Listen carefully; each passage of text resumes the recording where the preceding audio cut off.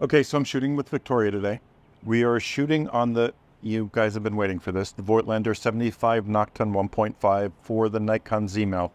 So far, I'm loving this lens. It does have some weight to it, some heft. It looks a lot different than the M mount, but really nice lens so far. Okay, let me first start by saying these are all raw, out of camera, untouched, unretouched. This is it. This is just straight the way they come out of camera. The lens, I think, is an incredibly good lens. It's a bit bigger than the 41.2, a little smaller than the 51, but a little longer than the 51. I'm not going to go into technical details or anything like that. I'm just going to show you the images. I'm trying to shoot Victoria in different, areas of the frame and zoom in different areas of the frame so you can see how it renders. Now, is it as clean as the 41.2 or the 50 f1? I would say just under.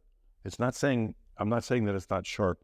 It just renders more like an M series lens than it does the other two Voigtlander Z series lenses, which is not a bad thing. I know there's going to be a lot of people that absolutely positively love this lens. If you like the compression, this focal length, you're going to enjoy this lens. Now, I did not zoom in on any of the images. I used that little green box, when it turned green, I knew it was in focus. So I did miss a few because it is 75 and, a little bit of sway.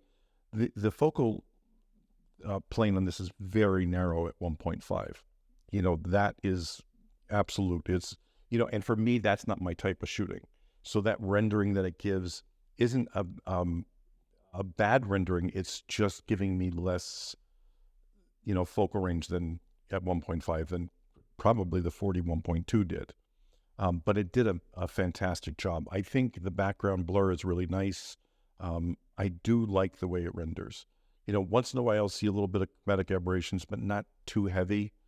Again, I didn't do any corrections or anything like that. And then this first image, I stopped down to 2.5, and it looks really nice. It is really sharp.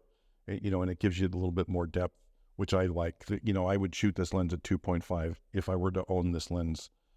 But at 75 millimeter, I would prefer the Ultron 75 1.9 adapted to the Nikon Z because it's so much smaller, and I love the way it renders, and it just works, great. This is a bigger lens, and it has some weight to it.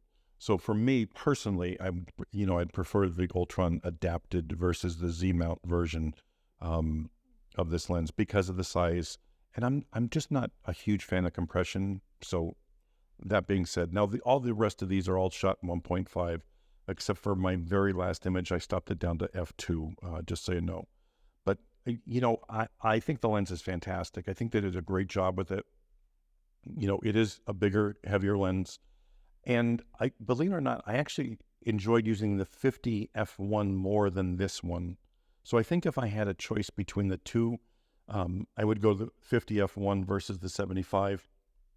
And if it was a choice between the three, I'd go to the 41.2 hands down, because that lens size, rendering, sharpness, everything is spectacular.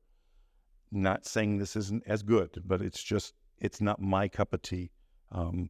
But it's going to be one of a lot of people's favorite lenses because of that compression, the 75 focal length. Anyway, I hope you enjoyed this. I enjoyed making it. It was a lot of fun.